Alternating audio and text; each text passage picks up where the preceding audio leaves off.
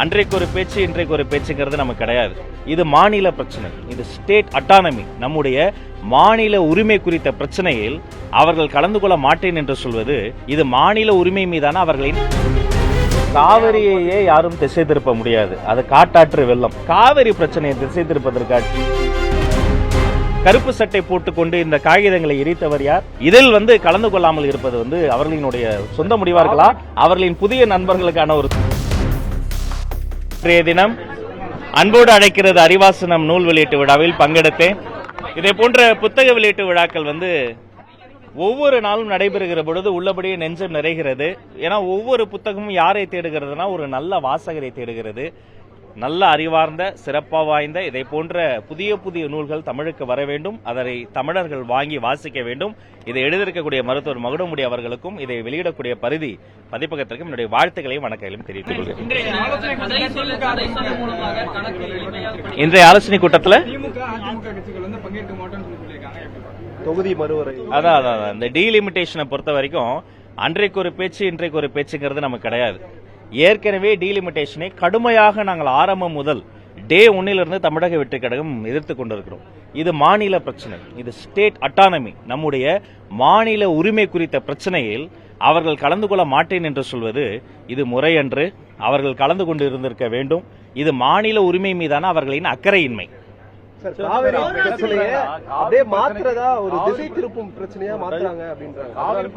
காவிரியையே யாரும் திசை திருப்ப முடியாது, அது காட்டாற்று வெள்ளம். காவிரி பிரச்சனையை திசை திருப்பதற்காக டீலிமிட்டேஷன் பேசுறோம்.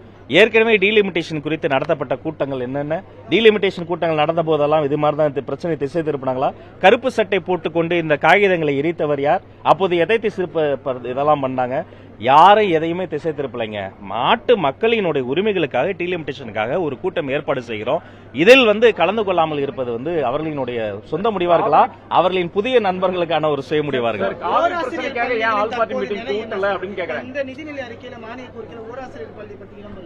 ஓராசிரியர் பள்ளின்னு சொல்லும் போதே எனக்கு வேதனையா இருக்கும். ஒரே ஒரு ஆசிரியர் வைத்துக் கொண்டு எவ்வளவு சிரமங்கள், எல்லா வேலையும் அவங்க இழுத்து போட்டு செய்யணும். சில பள்ளிக்கூடங்களை ஈராசிரியர் பள்ளி கூட சொல்லுவாங்க.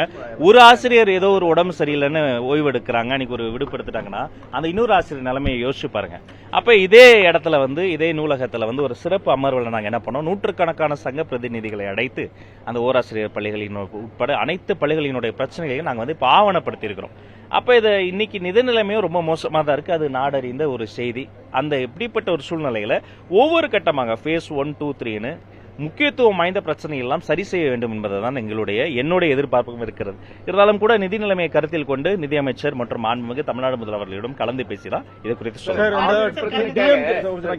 பிரச்சனைக்காக ஏன் ஆல் பார்ட்டி மீட்டிங் கூட்டலங்கிறது தான் எல்லாருடைய மற்ற கட்சிகளுடைய பிரதானமான ஒரு கொஸ்டினா இருக்கு. இதுக்கு டீலிமிட்டேஷனுக்கு கூட்டுறீங்க, ஆனா இப்ப இதனால ஒன்னும் நடக்க போறது கிடையாது. ஆனா காவிரி பிரச்சனைக்காக ஏன் எந்த இனிஷியேட்டிவ் பண்ணலன்னு கேட்கிறேன். இதை நான் தெளிவுபடுத்திடுறேன்.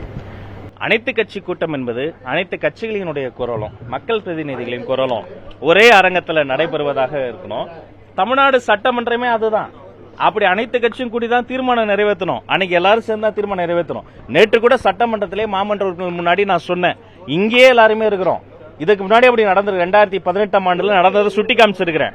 ஒரு இளம் சட்டமன்ற உறுப்பினர், இளம் அமைச்சர், நான் அவர்களின் வரலாற்றை சுட்டி காட்டுறேன். அதே மாதிரி காலையில பட்ஜெட் செஷன் நடந்தது, மதியமே ஒரு சிறப்பு தீர்மானம் நிறைவேற்றினாங்க. டிசம்பர் மாதம் 2018ஆம் ஆண்டு இதே மாதிரி நடைபெற்றது. அதே மாதிரி கூட சிறப்பு தீர்மானத்தை கேட்டிருந்தா அது ஆக்கப்பூர்வமான அரசியல். அதை விடுத்து இவங்க அனைத்து கட்சி கூட்டம் நடத்தினால்தான் நாங்கள் அதில் வந்தால்தான் பேசுவோம் என்பது அது ஒரு அவங்களுடைய அரசியல் காரணம் தான். ஆனா இன்று நடைபெறுவது நாடாளுமன்ற உறுப்பினர்களை கூட்டி இது ஒரு அனைத்து கட்சி கூட்டம் தானே, இதுக்கே அவங்க வரல. அப்ப அவர்களினுடைய சுயநல அரசியலினுடைய வெளிப்பாடுதான் இது. பேசினதுக்காக இன்னைக்கு அமலாக்கத்துறை சோதனை போட்டுருக்காங்க. இல்ல இது அந்த தனிநபர் சிக்கல்கள் அவங்க காலங்காலமாக பல தொழிலதிபர்கள் மாதிரி வரும்போது அது சட்ட ரீதியாக அவங்க எதிர்கொள்வாங்க. அதை குறித்து சொல்வதற்கு என்ன கருத்து? அந்த தீர்மானத்தை நிறைவேற்றிய தீர்மானம் மேகதாது விவகாரம் தொடர்பாக அந்த தீர்மானத்தை ஜல்சக்தி அமைச்சரிடம் போய் இவங்களோட பிரதிநிதிகளை அனுப்ப தயாரா இருக்காரான்னு கனிமொழி கேட்டிருக்காங்க. கனிமொழி அம்மா கிட்ட நான் ஒண்ணு கேட்கிறேன், அனைத்து கட்சி கூட்டம் தமிழ்நாட்டில் நடந்ததுக்காக இது மாதிரி நடைபெறுகிற பொழுது இதில் ஏன் அவங்க கலந்து கொள்ளல? இதுல நியாயப்படி அவங்க கலந்துருக்கணும்ல. தமிழ்நாடு இந்த நதிநீர் பிரச்சனை மட்டும் கிடையாது, இந்த டீலிமிட்டேஷன் பிரச்சனை என்பது பிரச்சனையே கிடையாதா? நாடாளுமன்ற உறுப்பினர்களினுடைய எண்ணிக்கை குறைந்து விட்டால் நீங்க அதை ஏற்றுக்கொள்வீர்களா? அவர்களினுடைய மதிப்பிற்குரிய சகோதரர் முன்னாள் முதலமைச்சர் அவர்கள் இந்த நகலையே எரித்தார் இல்லையா? இதை போன்ற டீலிமிட்டேஷனுக்காக எத்தனை தொலைக்காட்சி விவாதங்கள்ல கடுமையாக நான் பேசியிருக்கிறேன். என்னோடு பேசிய போது திமுகவில் இருந்து வந்த தோழர்களும் கடுமையாக பேசினார்கள். ஏன் திடீர்னு டீலிமிட்டேஷன் விஷயத்துல மட்டும் அவங்க வந்து பதுங்குறாங்க என்பதை வந்து அவங்க தான் எக்ஸ்பிளைன் பண்ணணும். கூட்டம் தொடர்ந்து நடைபெறணும், தொந்தரவு பண்ண வேண்டாம். முதலமைச்சர் நிகழ்ச்சியில பத்திரிகையாளர்களுக்கு அனுமதிக்கப்படுகிறது எதனால? இல்ல அது வந்து பத்திரிகையாளர்கள் என்னுடைய துறை. இந்த பத்திரிகையாளர்களை வந்து ஒருபோதும் எந்த கட்சியாக இருந்தாலும் சரி அவர்களுக்கு ஒரு அசம்பாவிதமோ அசௌகரியமோ வந்து அதை நான் ஏற்றுக்கொள்ள மாட்டேன். எந்த விஷயத்துல எந்த ஃபங்க்ஷன் அப்படி நடந்தது நான் இது குறித்து மாண்புமிகு முதல்வரிடம் பேசி நிறைய இந்த மாதிரி துறை சார்ந்த விஷயங்கள்லாம் என்கிட்ட வந்து சொன்னீங்கன்னா அதை நான் வந்து சம்பந்தப்பட்ட விஷயங்கள் எல்லாம் எடுத்துக்கொண்டு மாண்புமிகு முதல்வரிடம் பேசி பத்திரிகையாளர்களுக்கு உரிய முக்கியத்துவத்தையும் இதையும் நான் வந்து பேசி பண்ணிட்டேன். நன்றி.